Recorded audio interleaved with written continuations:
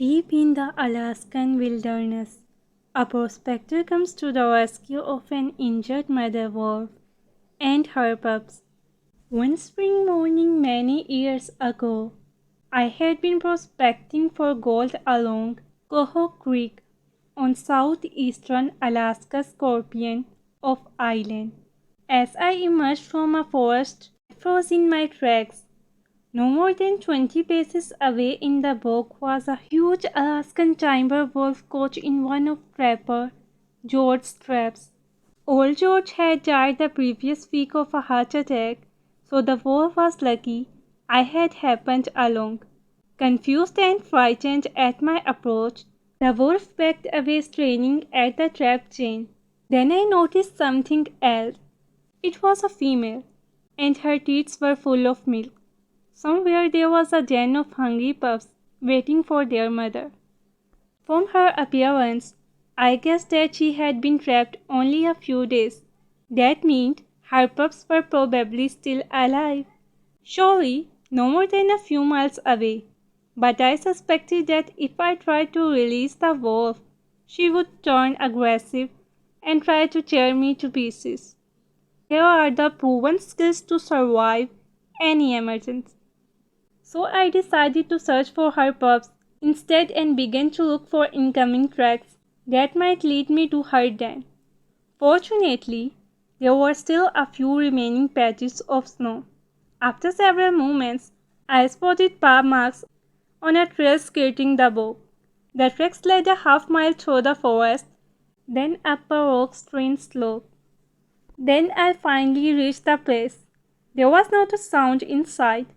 Wolf pups are shy and confused, and I didn't have much hope luring them outside, but I had to try. So I began imitating the high-pitched squeak of a mother wolf calling her young. No response. A few moments later, after I tried another call, 4 tiny pups appeared. They couldn't have been more than a few weeks old. I extended my hands, and they started suckled at my fingers. Perhaps hunger had helped overcome their natural fear. Then, one by one, I placed them in a bag and headed back down the slope.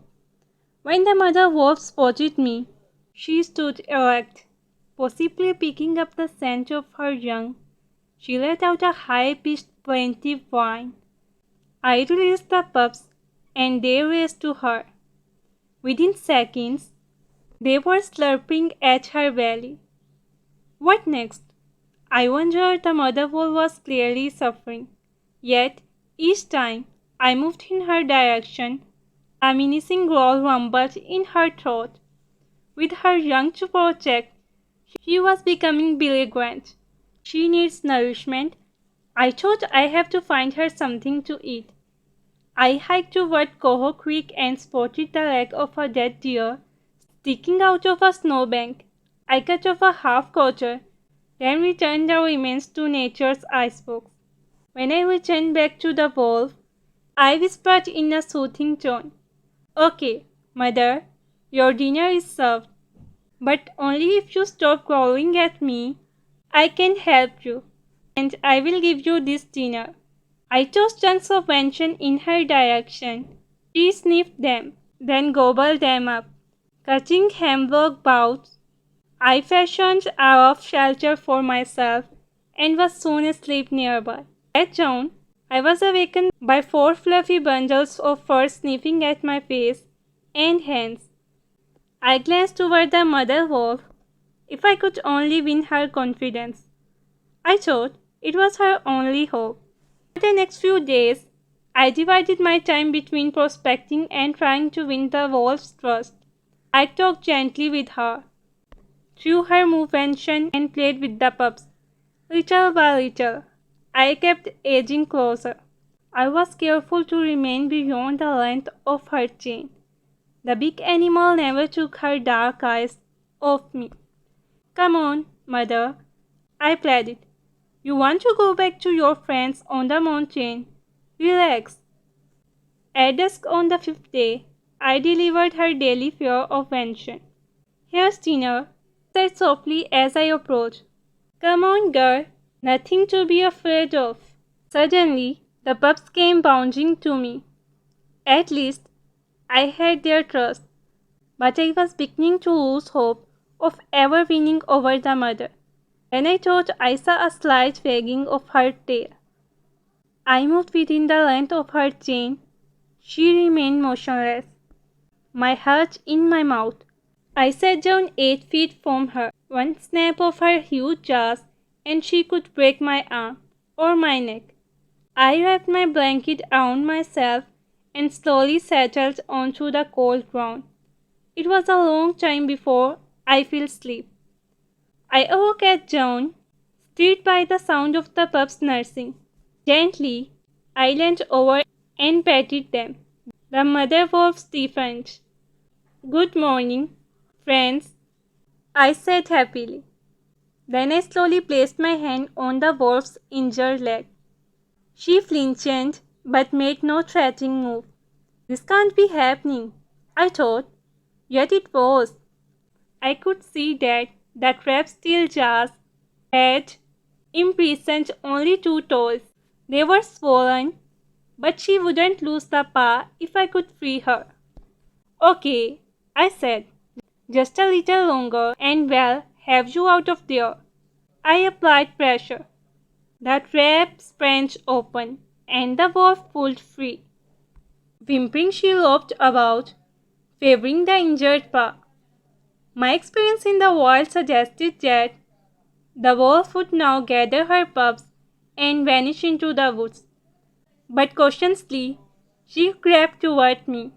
The pups sniffed playfully at their mother as she stopped at my elbow. Slowly, she sniffed my hands and arms. Then the wolf began licking my fingers. I was astonished. This went against everything I had ever heard about wolves. Yet, strangely, it all seemed so natural.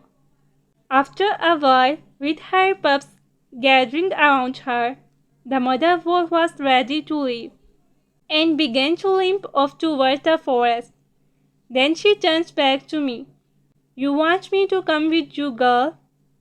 I asked, curious. I packed my gear and set off.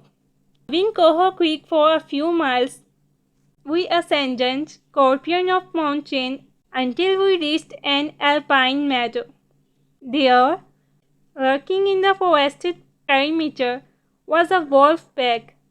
I counted 9 adults and 4 nearly full-grown pups. After a few minutes of greeting, the pack broke into howling. At dark, I set up camp. By the light of my fire and full moon, I could see wolf shapes clearly, and out of the shadows, eyes shining.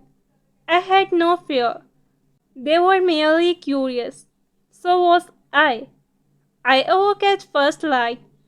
It was time to leave the wolf to her pack. She watched as I assembled my gear and started walking across the meadow. Reaching the far side, I looked back. The mother and her pups were sitting where I had left them, watching me. Don't know why, but I waved. At the same time, the mother wolf sent a long, mournful howl into the crisp air. 4 years later, after serving in World War II, I returned to Coho Creek. It was the fall of 1945. After the horrors of the war, it was good to be back among the sowing and breathing the familiar, bracing air of the Alaskan bush. Then I saw, hanging in the red cedar where I had placed it 4 years before, the now rusty steel trap that had caged the mother wolf. The sight of it gave me a strange feeling, and something made me climb Scorpion of Mountain to the meadow where I had last seen her. There, standing on a lofty ledge, I gave out a low wolf call, something I had done many times before. An echo came back across the distance. Again I called, and again the echo came back. This time followed by a wolf called from my reach about a half mile away. Then, far off, I saw a dark shape moving slowly in my direction. As I crossed the meadow, I could see it was a wolf. A chill spread through my whole body. I knew at once that familiar shape. Even after 4 years, "Hello, Olga," I called gently. The wolf edged closer, ears erect, body tense, and stopped a few yards off, her bushy tail wagging slightly. Moments later, the wolf was gone. I left Scorpion of Island a short time after that, and I never saw the animal again. But the memory she left with me, vivid, hunting, a little airy, will always be there. A reminder that there are things in nature that exist outside the laws and understanding of man, bridging barriers that were never meant to be bridged. There is no explaining experiences like this. We can only accept them, and because perhaps treasure them all the more.